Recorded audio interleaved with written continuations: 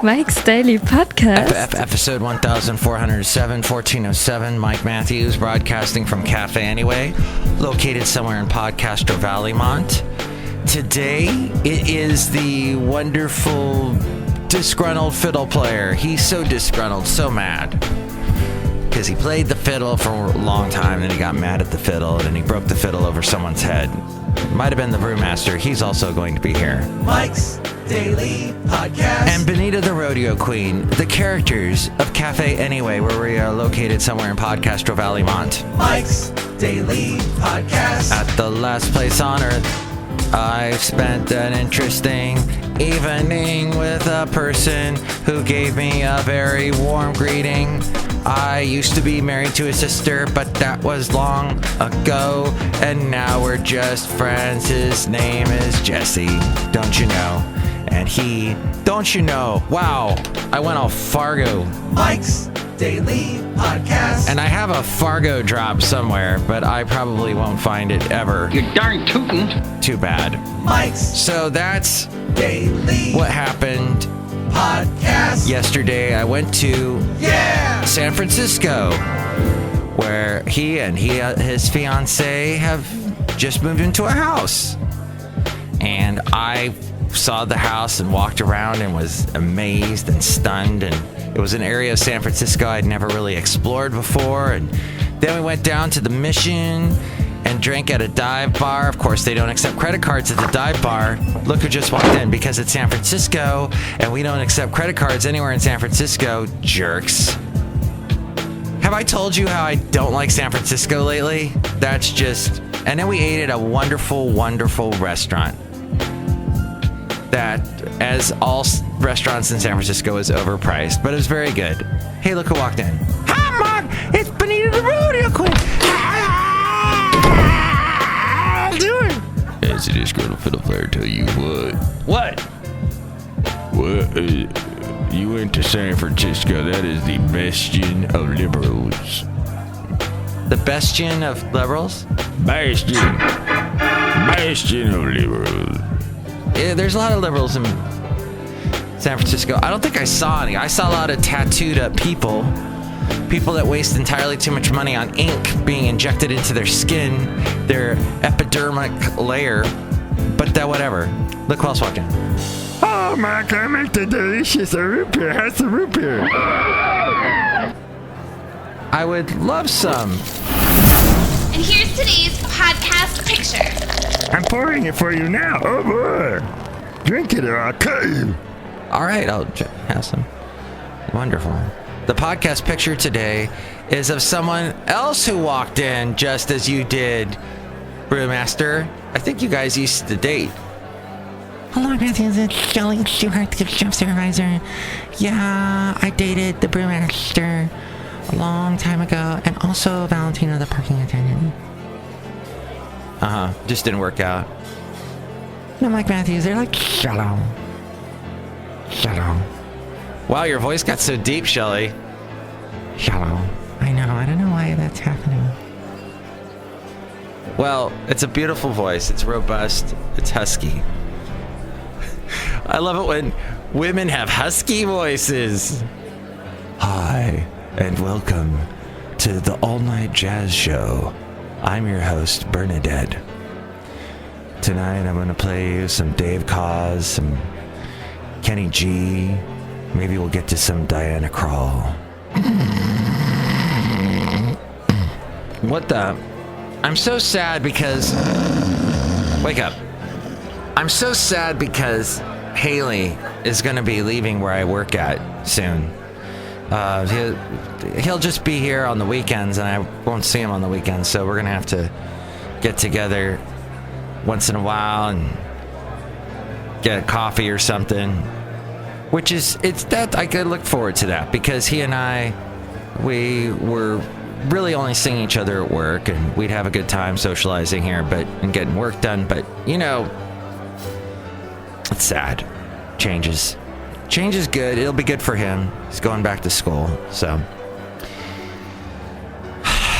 One thing my brother-in-law does, back to him, if we jump around a little bit, ex-brother-in-law, is that's what Jesse is, my ex-brother-in-law. And he said to me, he said, you need to go get some strange. And I'm like, strange? Why do I want the strange kind? I mean, I'd like the pretty kind, but not the strange. I don't know. But he said to go get some strange through a dating app of some kind. And when people say that to me, I suddenly get that feeling of when you're in watching a movie and it's a scary movie and the main character suddenly realizes that everything that they knew was completely different from what reality was, and they do that effect where they're zooming in but panning out at the same time, and it makes that weird effect like you're getting close to something and far away at the same time. They usually do it in a hallway. Is this making any sense? At any rate, it made me stop and take stock, and maybe I do need to get some of that, but I just really have had no time lately. And I just don't want to get into a situation where that ends up being bad. I had a bad experience with dating apps. Just bad. So whatever. Something to think about, I guess. Food for thought. That's what your friends do. Make you think about things, right? Anyway. Café Anyway. And we discussed a couple other things. I'll have to get to that in next shows. In shows that will come up, hopefully thusly. What? Hey, Mike'sDailyPodcast.com is the wonderful website where you can go and help out the show through the Amazon link. Oh yeah, that's the other thing he likes to tell me. He likes to talk about how old my dog is, and he's obsessed with my dog's impending death. I don't know. I'm hoping that doesn't happen soon, but he's always, yeah, your dog's old. Your dog's so old. He's been saying that for years. Even when Basil was young, he was like, yeah, your dog is old. He's going to die soon. And you know what? Basil is ripping off my arm right now. He couldn't be further from death, so we'll just remain positive on that point. At any rate, Mike'sDailyPodcast.com. Any way you want to wait. Any way you want it, that's the way you get it. Any way you need it. Mike'sDailyPodcast.com. And then there's the Amazon link there. If you're going to shop on Amazon, buy anything on that, go through that link. And there's also the PayPal. If you'd like to help us out that way, you'll be coming in glorious Mike's Daily Podcaster, and all shall be well. And all shall be well, and all manner of things shall be well. And now we get to a wonderful segment called Wow, Schatz, wow. That's what my mom says when I tell her something surprising. She goes, wow, Schatz, wow. Because she's German, and they say Schatz then. Basically, all I'm saying is check out Mike'sDailyPodcast.com. Let's zoom through a couple things. First off, this story that Donald Trump has become increasingly frustrated with his advisors tasked with crafting a new U.S. military strategy in Afghanistan, and recently suggested firing the war's top military commander during a tense meeting at the White House.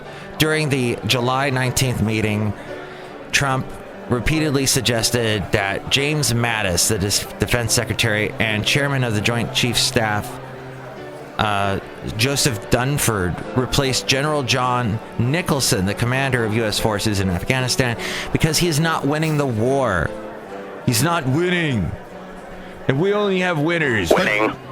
You know what else? You're a big winner tonight. You're a big winner. Trump has not met Nicholson, and the Pentagon has been considering extending his time in Afghanistan. Over nearly 2 hours in the Situation Room, Trump complained about NATO allies, inquired about the United States getting a piece of Afghans' mineral wealth, and repeatedly said the U.S. general there should be fired. And Trump is the third president to grapple with the war in Afghanistan. On Wednesday, 2 American troops were killed in Afghanistan when a convoy they were in came under attack. This according to NBC News. Carol E. Lee and Courtney Cube wrote that. And then those calls to Trump, the White House admits they didn't happen, according to the New York Times. And Julie Hirschfeld Davis said that President Trump Told you about the time the head of Boy Scouts called to say his was the best speech ever delivered to the more than century-old organization? What about when the president of Mexico picked up the telephone to let him know that his tough enforcement efforts at the border were paying off handsomely? Those anecdotes, both of which Trump told last week, were similar in that they appeared to be efforts to showcase broad support for him, whilst the White House has been mired in turmoil, but they also had another thing in common. Neither of them were true. Neither of them were true, and the White House conceded that yesterday. Sarah Huckabee Sanders, the press secretary, confirmed at her daily briefing that the Boy Scouts and the Mexican government had already asserted publicly neither phone call, she said, that Mr. Trump referred to had occurred, which the Boy Scouts and Mexican government had already said publicly. But she said they weren't fabrications. Multiple members of the Boy Scouts leadership had praised Trump's speech in West Virginia after he finished last week. And Mr. Trump and President Enrique Peña Nieto of Mexico had discussed broader enforcement last month on the sideline of the Group 20 summit in Hamburg, Germany, she added. Okay, well, did you know, according to the Hollywood Reporter, that 2 years ago, before he was sworn in as president, Donald Trump was set to step into the same role in a very different capacity. He was signed on to play the president in 2015's Sharknado 3. Oh, hell no. Producer's first choice was Sarah Palin, but negotiations fell through. That's when Ian Ziering, the gung-ho star of the schlocky sci-fi franchise, had the inspiration to capitalize on the special relationship he developed with Trump while taping Celebrity Apprentice. He made it, I guess, as far as the penultimate task on that show. His reality TV boss would make a good commander-in-chief. Donald said yes, said David Latt, the 51-year-old co-founder of the Asylum, the off-brand assembly line behind the Sharknado series. Oh, they're the ones to blame. But it never happened. Trump says he never called the White House a dump. This according to The Hill. Max Greenwood writes that Trump yesterday denied that he ever told members of his golf club in New Jersey that the White House is a real dump. I love the White House, one of the most beautiful buildings, homes I have ever seen, Trump tweeted, but fake news said I called it a dump. Totally untrue. What's up with the fake news? Going after Trump, and Trump having to say over and over again, wrong. Global smartphone sales saw a modest decline, or a Midas decline, it's fun flipping letters around, in the second quarter of 2017. Samsung and Apple consolidated their positions. The South Korean giant Samsung maintaining the top spot by delivering some 79.8 million handsets. And they got 23.3% of the market share. Apple held on to the number 2 spot with 12%. Both slightly increased their market share compared with a year earlier. Now, Huawei was the third largest vendor. The Chinese electronics giant closed the gap with Apple with 19.6% unit sales growth. Yeah, okay. And then there's a bunch of other brands I never heard of. Speaking of technology, it was on this date in 1977, yes, 500 years ago today, that Tandy announced one of the first mass-market home computers, the TRS-80, which we called as kids the Trash 80, to be sold in its Radio Shack stores. It featured 4K of RAM and sold for $400. It sold for $600 with a monitor and tape recorder for storage. Yes, you used to have to save all your data on tape recorders, and it took for freaking ever, and you saved like maybe one, like the word I just said, that's what it could save in 12 hours of saving stuff. It was slow, my friend, and it sucked, and it was the whole reason why I hated computers as a kid. I'm like, who cares? I could get more out of a refrigerator. It's the exact quote I made as a kid, and then I went to the refrigerator and promptly got fat as bleep. The trash 80 models were on the market all the way till 1991, believe it or not. And finally, as we go outside of Café Anyway, where we bring you Mike's Daily Podcast somewhere in Podcaster Valley. And I have to tell you, I don't cuss on this show. If you didn't, that's why we have a clean label on the show.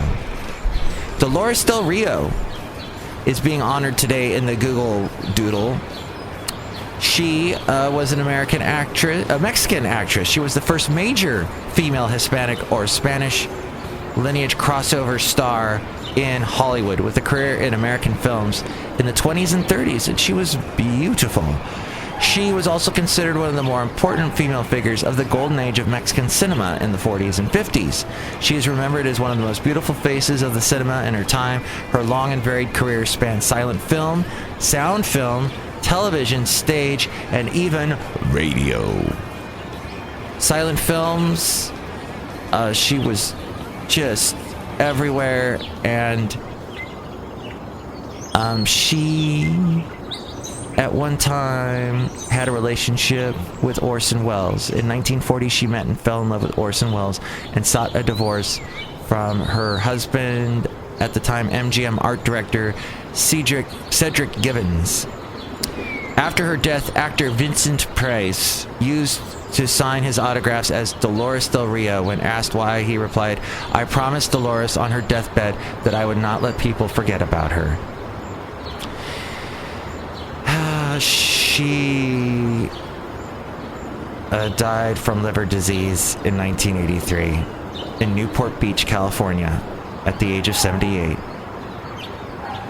And her ashes are interred at the Dolores Cemetery in Mexico City, Mexico.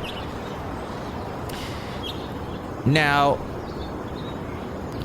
an interesting side note, the day that her remains were interred at that cemetery was the same day she had been asked and invited, I guess months earlier, to appear at the next Academy Awards telecast, but oh well. So, yeah, and they've got a lovely tribute to her, like a statue at the cemetery in Mexico City. And that's the end of the show. All things must come to an end, but we can only make the most and the best of the time that we have, right? And hopefully my dog will be around a long time, and there will be more time to enjoy him, but you never know, right? So just enjoy every second, right? And stop saying right. Next show, it is going to be the wonderful, what's that thing guy person? Valentino will be here, and Bison Bentley, as well as Madame Rootabega. Come back, won't you, for the next show? I will try to as well. Mike's Daily Podcast is written and produced and performed by Mike Matthews. His podcast is super easy to find. Download or listen to his show and read his blog at mikesdailypodcast.com. Email Mike now at mikesdailypodcast@gmail.com. See you tomorrow. Bye!